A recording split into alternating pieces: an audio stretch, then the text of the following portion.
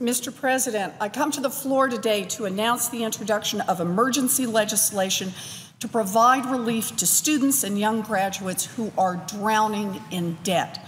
Make no mistake, this is an emergency. Student loan debt is exploding, and it threatens the stability of our young people and the future of our economy.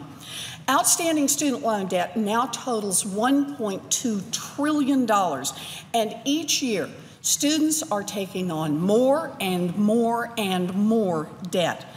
The federal watchdog agencies like the Federal Reserve, the Treasury, and the Consumer Protection Bureau are all sounding the alarm. Every day, this exploding debt stops more and more young people from moving out of their parents' homes, from saving for a down payment, from buying a home, from buying cars, from starting small businesses, from saving for retirement, from making the purchases that keep this economy moving forward. It doesn't have to be this way.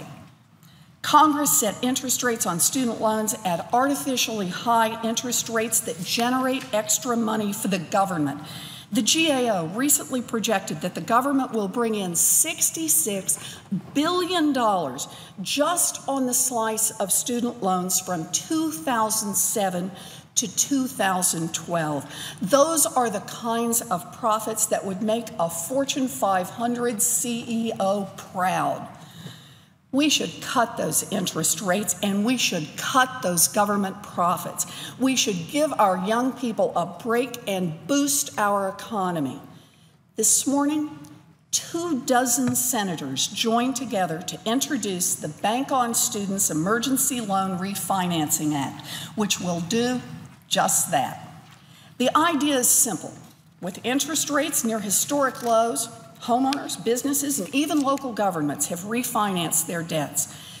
But many people who took out a student loan before July 1st of last year are locked into a rate of nearly 7%. Older loans run 8%, 9%, and even higher. We need to bring those rates down, and we need to do it now. Bank on Students would allow student loan borrowers the opportunity to lower their interest rates on old loans to match the rates that the government offers to new borrowers today. That's 3.86% for undergraduate loans, 5.41% for graduate loans, and 6.41% for plus loans. Now, I want to be clear. Those rates are still higher than what it costs the government to run its student loan program. Our work will not be done until we have eliminated all of the profits from the student loan program. But this legislation is an important step in that direction. 40 million borrowers in this country have student loan debt. 40 million. And many of those individuals could save hundreds or even thousands of dollars a year with this bill. They need this help now. Last year, nearly every Republican in Congress, in the House and in the Senate, voted for the exact same loan rates that are in this legislation. Republican leaders, like Speaker of the House John Boehner, embraced 3.86% for new undergraduate borrowers as consistent with Republican policy proposals. Okay, it may not be my preferred rate, but if Republicans believe that 3.86% is good enough for new undergraduate borrowers, then it should be good enough for existing undergraduate borrowers who also worked hard to get an education and need to refinance their loans. This legislation won't add a single dime to our deficit.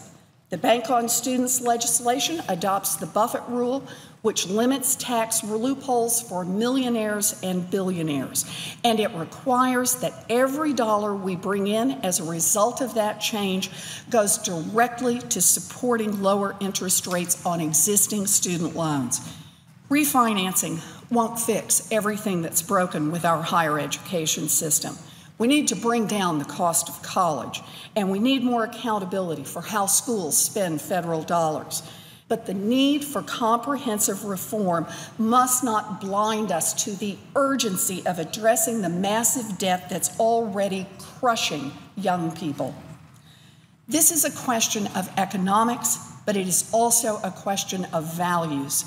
These young people are saddled with student loan debt not because they went to the mall and ran up charges on a credit card. They worked hard and learned new skills that will benefit the country and help us build a stronger America.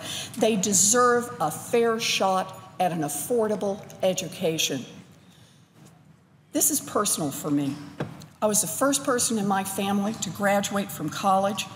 I went to a commuter college where the tuition was $50 a semester, and it opened a million doors for me. I got a fair shot because I grew up in an America that made it a priority to invest in young people. I believe in that America, an America that puts students ahead of billionaires, an America that puts education within reach of every kid who works hard, an America that will give every kid a fair shot at building a future.